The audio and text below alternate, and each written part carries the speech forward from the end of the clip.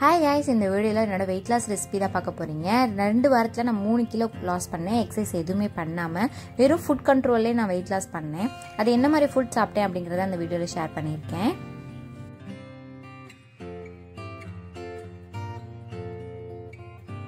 First recipe வந்து கவுனி அரிசி உப்புமா தான். முதல் நாளே கவுனி அரிசியை ஊற போட்டுருங்க. அடுத்த நாள் நீங்கள் பண்ண போகிறீங்கன்னா இப்போ ஊர்ன அரிசியை மிக்ஸி ஜாரில் போட்டு அரைச்சி எடுத்துக்கோங்க. ரவை டெக்ஸ்சரில் வரும்ல அந்த அளவுக்கு நீங்கள் அரைச்சி எடுத்துக்கணும். ரொம்ப கொரப்பாகவும் இருந்துடக்கூடாது, பவுடராகவும் இருக்கக்கூடாது. கொரப்பாக இருந்தால் அரிசி வேகவே வேகாது, பவுடராக இருந்தால் கூழ் மாதிரி வந்துடும். ஸோ அதை பதமாக பார்த்து நீங்கள் அரைச்சி எடுத்துக்கணும். பாத்திரத்தில் கொஞ்சமாக தேங்காய் எண்ணெய் சேர்த்துக்கோங்க. நான் மோஸ்ட்லி இப்போ வெயிட் லாஸில் இருந்தேன்னா தேங்காய் எண்ணெய் தான் சேர்த்துக்குவேன். தேங்காய் எண்ணெய் சேர்த்துட்டு கடுகு போட்டு பொரிய விட்டதுக்கப்புறம் பச்சை மிளகா, வரமிளகா, வெங்காயம் எல்லாம் போட்டு தாளிப்பு கொடுத்துருங்க. ஒரு கிளாஸ் அளவுக்கு நீங்கள் அரிசி எடுத்தீங்கன்னா அதில் ஒரு 2 கிளாஸ் அளவுக்கு நீங்கள் தண்ணி எடுத்துக்கணும்.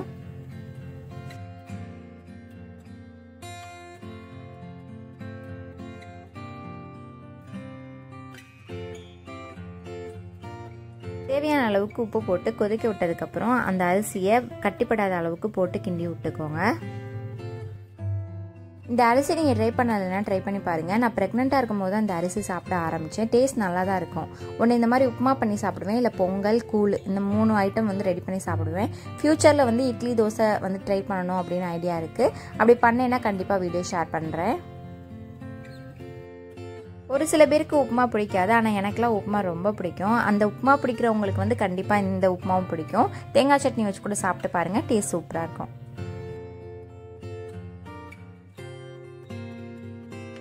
அடுத்து சோளம் சேமியா எப்படி பண்ணணும் தான் பார்க்க போகிறீங்க. அன்னிலே இப்போ சோளம் சேமியா வந்து இருக்குது. சுடுதண்ணியில் 2 நிமிஷத்துக்கு உப்பு போட்டு ஊற வச்சுக்கோங்க.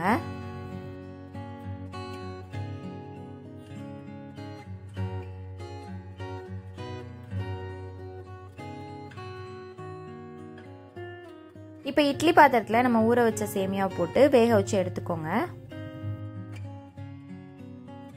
வெந்த சேமியாவை தனியாக எடுத்து வச்சுக்கோங்க. இப்போ ஒரு பாத்திரத்தில் கடுகு, உளுந்தம்பருப்பு, கடலைப்பருப்பு போட்டுக்கோங்க. கடலைப்பருப்பு வந்து கடிப்படும் போது டேஸ்ட் நல்லாயிருக்கும். அப்புறம் கருவேப்பிலையும் வரமிளகா சேர்த்துக்கிறதாலும் சேர்த்துக்கலாம். நான் சட்னியில் வந்து மிளகாய் அதிகமாக சேர்த்தனால இதில் வரமிளகா சேர்த்துக்கல.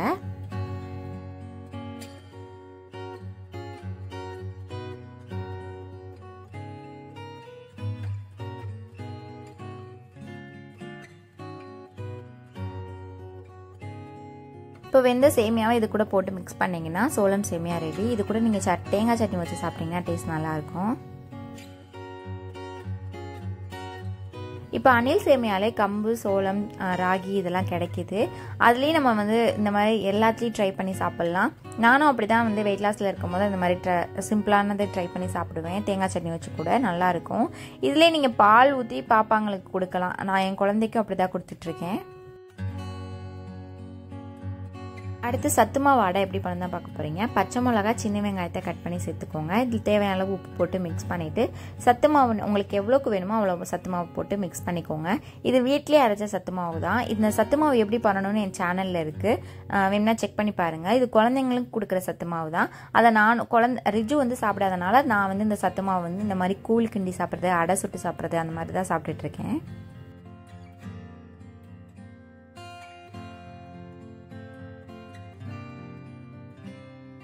இது கூட கருவேப்பிலை, முருங்கை இலை சேர்த்து மிக்ஸ் பண்ணி கொஞ்சமாக தண்ணி சேர்த்து சப்பாத்தி பதம் இருக்கும்ல அதை விட கொஞ்சம் சாஃப்டாக நல்லா இது பண்ணிவிட்டு தட்டி தோசைக்கல்லை தட்டி எடுத்துக்கிட்டிங்கன்னா சூப்பரான அடை ரெடி. நீங்கள் வந்து தோசைக்கல்லை அடை சுடும் போது எண்ணெய் வந்து கொஞ்சமாக சேர்த்துக்கோங்க. ஏன்னா வெயிட் லாஸில் இருக்கும்போது கொஞ்சமாக சேர்த்துக்கோங்க. சப்போஸ் நீங்கள் வெயிட் லாஸில் இல்லாட்டி நீங்கள் நல்லா நிறையா எண்ணெய், நெய்யெல்லாம் சுட்டு குழந்தைங்களுக்கு கொடுக்கலாம், நீங்களும் சாப்பிட்லாம். அடுத்து பூசணிக்காய் சூப் எப்படி பண்ணணும் தான் பார்க்க போகிறீங்க. இதுவே நான் ஃபஸ்ட் டைம் யூடியூப்பை பார்த்து தான் ட்ரை பண்ணேன். ஆனால் டேஸ்ட் நல்லா இருந்துச்சு. அதுதான் வீடியோ ஷேர் பண்ணியிருக்கேன். கொஞ்சமாக எண்ணெய் இல்லைன்னா பட்டர் சேர்த்துக்கோங்க. அதில் வெங்காயத்தை போட்டு வதக்கிட்டு மிளகு போட்டுக்கோங்க. பூசணிக்காவை வந்து தோல்லாம் சீவிட்டு குட்டி குட்டியாக கட் பண்ணி வச்சுக்கோங்க.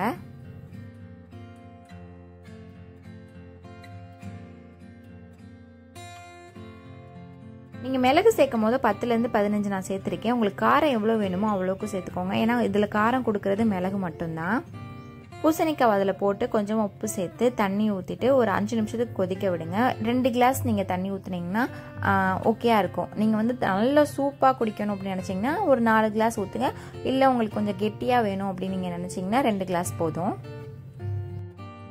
5 நிமிஷத்துக்கு அப்புறம் அடுப்பை ஆஃப் பண்ணிட்டு ஆற வச்சுருங்க. ஆறினதுக்கப்புறம் மிக்ஸி ஜாரில் போட்டு நைஸ் பேஸ்ட்டை அரைச்சி எடுத்துக்கோங்க. இப்போ அதே பாத்திரத்தில் 2 நிமிஷத்துக்கு அந்த பேஸ்ட்டை கொதிக்க விட்டுட்டு கொத்தமல்லி தூவி இறக்கிட்டிங்கன்னா சூப்பரான பம்ப்கின் சூப். உங்களுக்கு லிக்யூடாக வேணும்னு நீங்கள் நினச்சிங்கன்னா எக்ஸ்ட்ரா தண்ணி ஊற்றிக்கலாம்.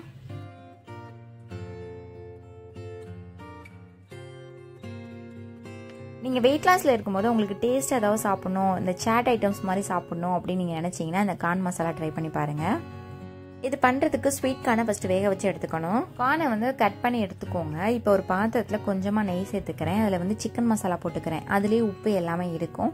சப்போஸ் உங்கள்கிட்ட சிக்கன் மசாலா இல்லாட்டி கரம் மசாலாவும் மிளகாத்தூளும் கொஞ்சமாக உப்பும் போட்டுக்கோங்க. வெயிட் லாஸில் இருக்கனால கொஞ்சமாக ஆயில் சேர்த்துக்கிறேன். சப்போஸ் நீங்கள் வெயிட் லாஸில் இல்லாட்டி கூட இந்த மாதிரி ட்ரை பண்ணி சாப்பிட்லாம். டேஸ்ட் சூப்பராக இருக்கும். இப்போ அந்த மசாலா கூட கார்ன் போட்டு மிக்ஸ் பண்ணிங்கன்னா சூப்பரான கார்ன் மசாலா ரெடி. நிஜமாக சொல்கிறேன், இதோட டேஸ்ட் செம்மையாக இருக்கும். நான் வெயிட் லாஸில் இருக்கும் போது மோஸ்ட்லி கார்ன் எடுத்திருப்பேன். என்னோட ஷார்ட்ஸ் வீடியோலாம் பார்த்துருப்பீங்க. எனக்கு கார்ன்னா அவ்வளோ பிடிக்கும். சப்போஸ் நீங்கள் இந்த மாதிரி நீங்கள் பண்ணுறதுக்கு உங்களுக்கு டைம் இல்லாட்டி கூட நீங்கள் லெமன் பெப்பர் சால்ட் போட்டு அந்த கார்னில் அப்படியே வச்சு சாப்பிட்டிங்கன்னா கூட டேஸ்ட் நல்லாயிருக்கும்.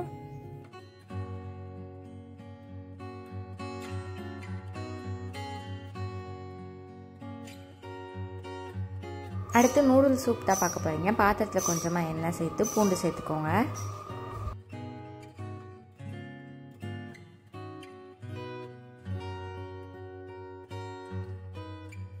இப்போ பெரிய வெங்காயத்தை அது கூட போட்டு கலர் சேஞ்ச் ஆகிற வரைக்கும் வதக்கிக்கோங்க. இப்போ உங்களுக்கு வேணுங்கிற காய் எல்லாமே சேர்த்துக்கலாம். நான் வந்து காலிஃப்ளவர், கேபேஜ், கேரட் சேர்த்துருக்கேன். நீங்கள் இதில் பீன்ஸு, பட்டாணி எது வேணாலும் சேர்த்துக்கலாம். அந்த ஆயிலே காய் வந்து கொஞ்சம் நேரம் வதக்கினதுக்கப்புறம் உப்பு சேர்த்து கொஞ்சமாக நூடுல்ஸ் சேர்த்துக்கோங்க. ரொம்ப சேர்த்துடக்கூடாது.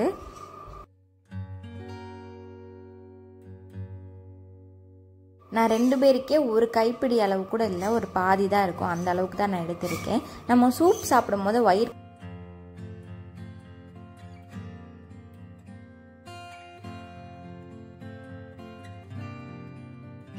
சூப்புக்கு தேவையான அளவுக்கு தண்ணி சேர்த்துக்கோங்க. இந்த சூப்புக்கு டேஸ்ட் கொடுக்கறதுக்காக நான் மேகி மசாலா சேர்த்துக்கிறேன்.